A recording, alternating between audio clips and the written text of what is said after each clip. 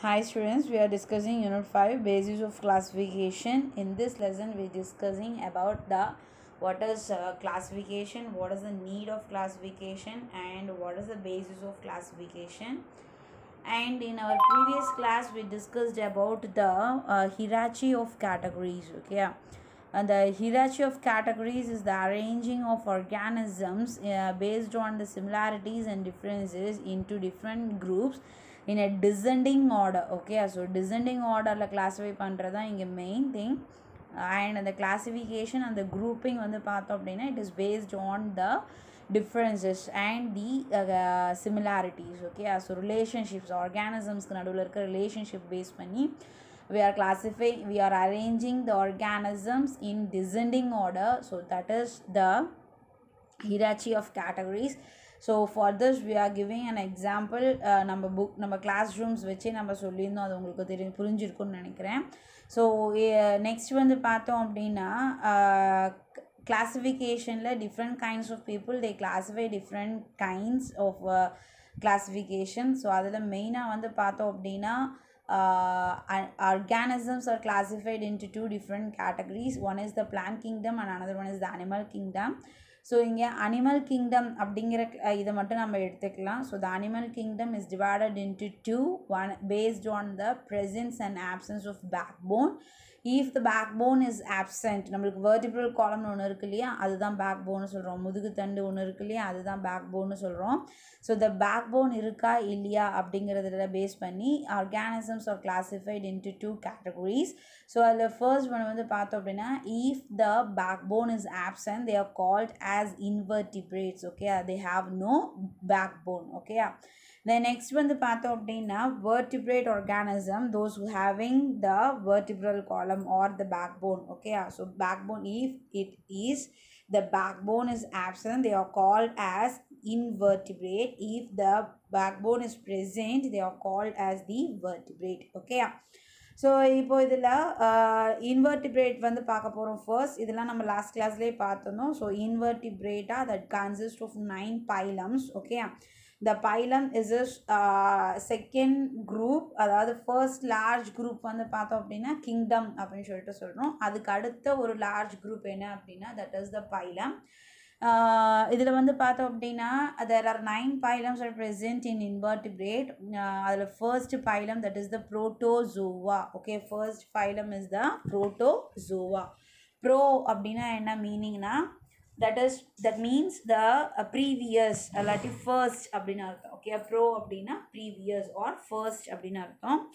ஜோவா அப்படின்னா என்ன மீனிங் அப்படின்னா அனிமல்ஸ் அப்படின்னு சொல்லிட்டு அர்த்தம். Okay, so the first formed animals அப்படின்னு சொல்லிட்டு சொல்லணும். ஓகே, புரோட்டோசோவன்ஸ் ஆர்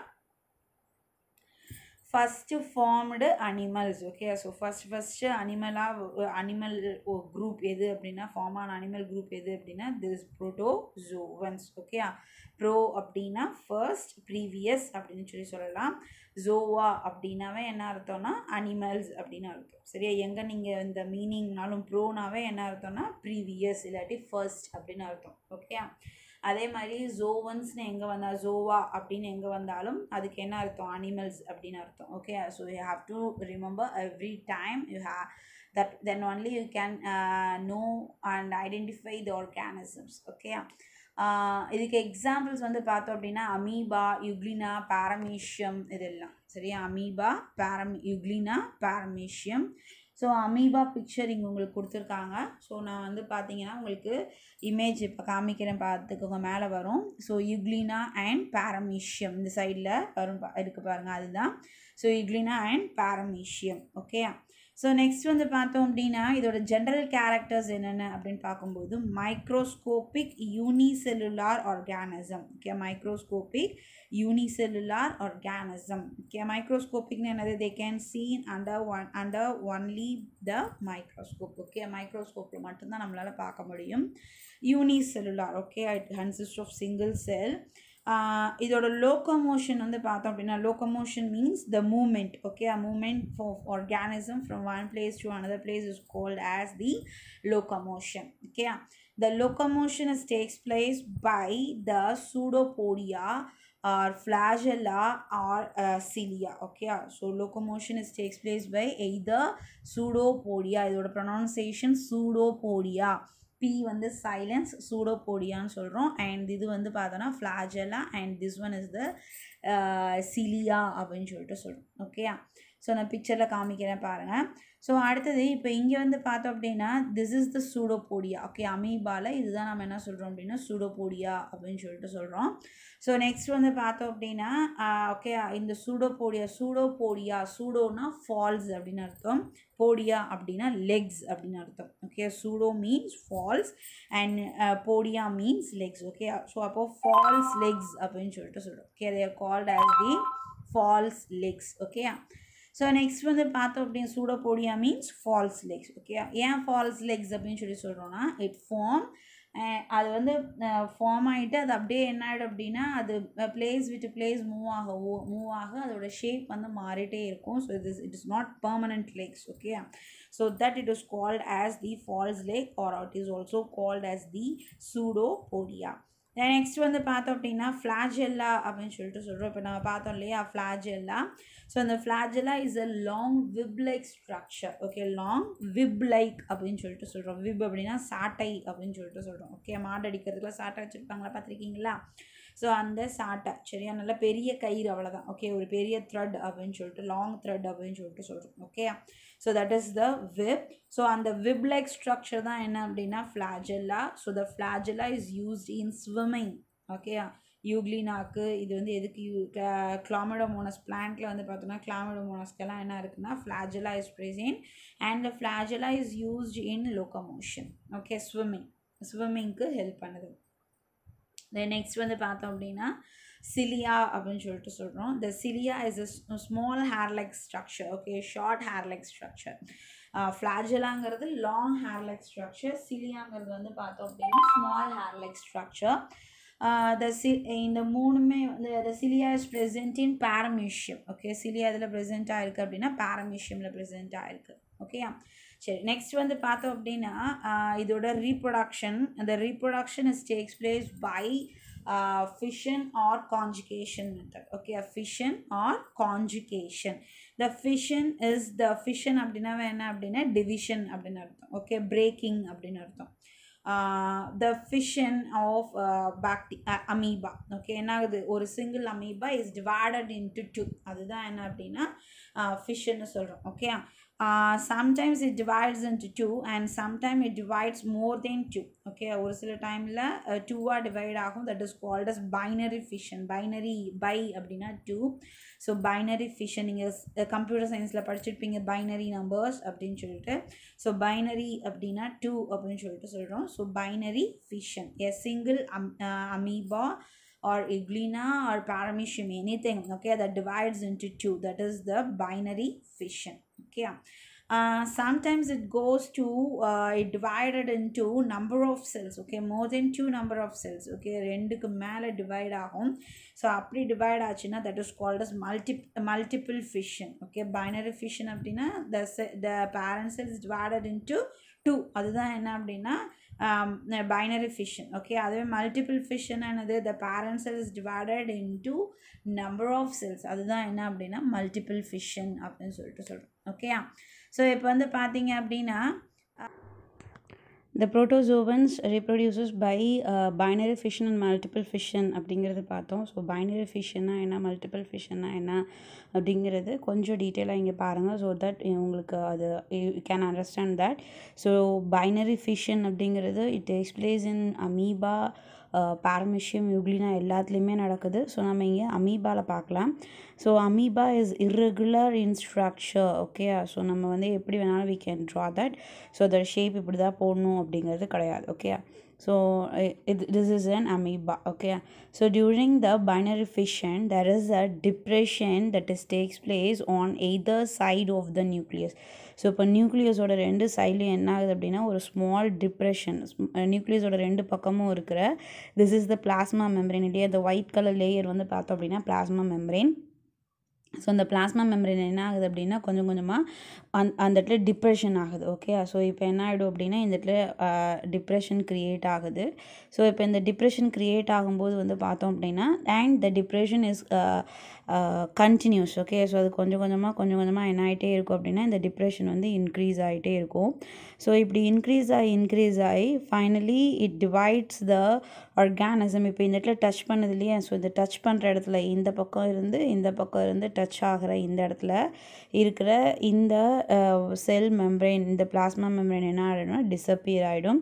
ஸோ இந்த பிளாஸ்மா மெம்பரேன் டிஸப்பியர் ஆனோன்னா என்ன ஆகிடும் அப்படின்னா it is divided into 2 amoebas. Okay, 2 ஆர்கானிசம்ஸாக டிவைட் ஆகுது. Okay, so this is the binary fission. And multiple fission அப்படிங்கும்போது வந்து பார்த்தோம் அப்படின்னா ஸோ இப்போ நம்ம எகெயின் நம்ம அமீபா எடுத்துக்கலாம். So during the multiple fission என்ன ஆகுது அப்படின்னா it's get circular shape. Okay, இது வந்து ஒரு ரவுண்ட் ஷேப்க்கு it acquires round shape, circle shape.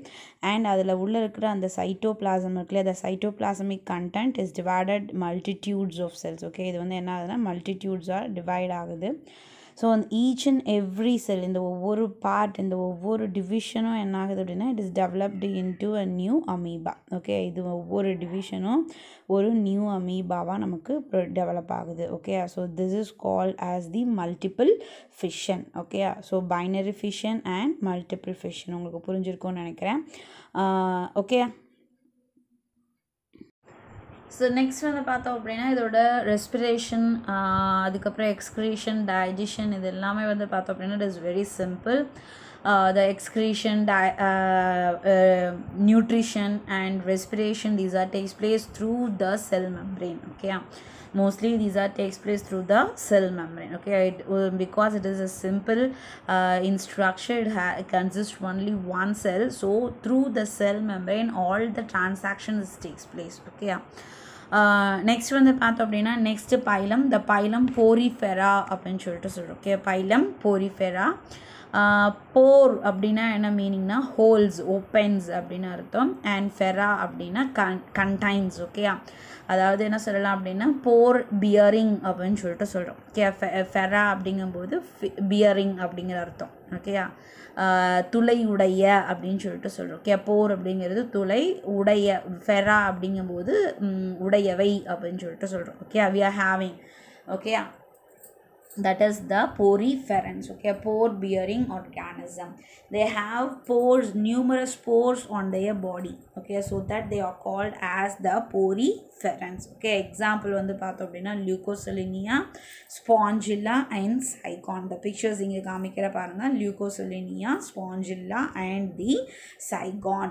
Okay, so இதில் பாருங்கள் நல்லா ஹோல்ஸ் வந்து உங்களுக்கு நல்லா தெரிகிற மாதிரி இருக்கும். ஸோ இதுதான் வந்து பார்த்தோம் அப்படின்னா இதுக்கான examples. So they are mostly present in sea water and some of them are also present in a fresh water. Okay, most of the organism sea waterல இருக்குது. அண்ட் அதே மாதிரி எங்கேயும் இருக்குது அப்படின்னா ஃப்ரெஷ் வாட்டர்லேயும் இந்த போரிஃபெரன்ஸை நம்ம பார்க்க முடியும். Okay, so next multi cellular organism. First multi cellular organism animals, first multi cellular animals அப்படின்னு சொல்லிட்டு சொல்கிறோம். வித் ஹோல்ஸ் இன் their பாடி. சரி, அது ஒரு பாடி ஃபுல்லாக என்ன இருக்குன்னு சொன்ன ஹோல்ஸ், அதாவது போர் அப்படின்னு சொல்லிட்டு சொல்கிறோம். Okay, the skeleton form of spicules, அதில் வந்து பாடி ஃபுல்லாக போர்ஸ் இருக்கிறதுனால the body is very loose. Okay, so இப்போது திங்க் அ மினிட். ஸோ நம்ம வீட்டில் வால்ஸ் இருக்குது, அந்த வால்ஸ்க்கு நடுவில் நிறைய கேப்பாக இருக்குது அப்படின்னா அந்த walls it will be strong. It will be strong அப்படின்னா நோ. ஓகே, ஸோ வால்ஸ்க்கு நடுவில் நம்ம ப்ரீக்ஸ் வச்சு தான் வால்ஸ் மேக் பண்ணியிருக்கோம். ஸோ அந்த வால்ஸ்க்கு நடுவில் அங்கங்கே ப்ரீக்ஸ்க்கு நடுவில் ஒரு ப்ரீக் அப்புறம் கேப், ஒரு ப்ரீக் அப்புறம் கேப் அப்படி வச்சுருந்தோம் அப்படின்னா நம்மளுக்கு அந்த வால் வந்து ஸ்ட்ராங்காக இருக்குமா? இஸ் இட் ஸ்ட்ராங் அப்படின்னம்னா கண்டிப்பாக இல்லை. ஓகே, ஸோ அது என்னவாக இருக்கும்? லூஸியாக இருக்கும். ஸோ அதோட ஷேப்ஸ் வந்து சேஞ்ச் ஆகிறதுக்கான சான்சஸ் இருக்குது. ஸோ அப்போது அதே மாதிரி இங்கேயும் இந்த செல்ஸ்க்கு நடுவில் என்ன இருக்குது? Space is there. So that chance of changing their shape. Okay, அதோட ஷேப் மாறலாம், சீக்கிரம் உடஞ்சிடலாம், சீக்கிரம் நசுங்கிடலாம், அது மாதிரி ஏதாவது ஒரு வேலை நடக்கலாம். சரியா?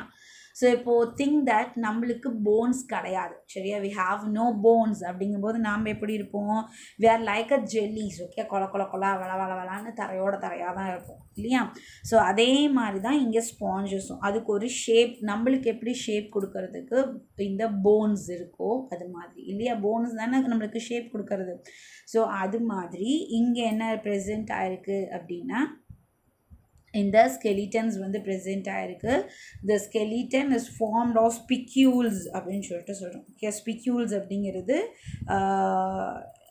முள் மாதிரி அப்படின்னு சொல்லிட்டு சொல்லலாம். ஓகே, அது ஸ்பிக்யூல்ஸ் அப்படின்னா முள் அப்படின்னு சொல்லிட்டு, ஸ்பைன்ஸ் அப்படின்னு சொல்லிட்டு சொல்கிறோம். ஓகே, அது spicules are like a spines. Okay, முள் மாதிரி இருக்கக்கூடிய ஸ்ட்ரக்சர். ஓகே, இங்கே என்ன இருக்குது, இந்த ஸ்கெலிட்டன் என்னவா இருக்குது அப்படின்னா அந்த நம்மளுக்கு எப்படி skeletal system இருக்கோ, like that the poriferans also has the skeleton, but it is made up of spicules. Okay, it is like a spicules, not a made up of it, like a spicules. Okay, so spicules அப்படிங்கிறது வந்து பார்த்தோம் அப்படின்னா it is like a spines. Okay, spicules அப்படிங்கிறது spines. Okay, then next வந்து பார்த்தோம் அப்படின்னா asexual organism. Okay, so asexual reproduction takes place. Asexual means from a single parent the new organism is produced. Okay, so single parent la irundhu new organism produce agra, that is called as asexual reproduction. Okay, அடுத்தது வந்து பார்த்தோம் அப்படின்னா அதே மாதிரி sexual reproduction is also there. The asexual and sexual reproduction is present in the poriferans. Okay, next third phylum. The third phylum is a Coelenterata. This is pronunciation is Coelenterata. Okay, a Coelenterata, COE. That is not a Coelenterata, it is a Coelenterata. Okay, this is the correct pronunciation. So Coelenterata, example hydra, sea anemone, jellyfish and the corals. Okay, so இதில் வந்து பார்த்தோம் அப்படின்னா so most of them are present in a fresh sea water and also in a fresh water. Okay, sea waterலையும் இருக்குது, fresh waterலையும் present ஆயிருக்கு. Okay, so next வந்து பார்த்தோம் அப்படின்னா they are multicellular organism, diploblastic அப்படின்னு சொல்லிட்டு சொல்லுவோம். Okay, multicellular organism, diploblastic. So diploblastic அப்படிங்கிறது வந்து பார்த்தோம் அப்படின்னா during the formation, embryo formation, embryonic development, if the gastrula consists two layers, it is called as the diploblastic animals. If the organism has three layers, they are called as triploblastic animals. Okay, the Coelenterata is a triploblastic animal. It has only two layers in the germinal layer.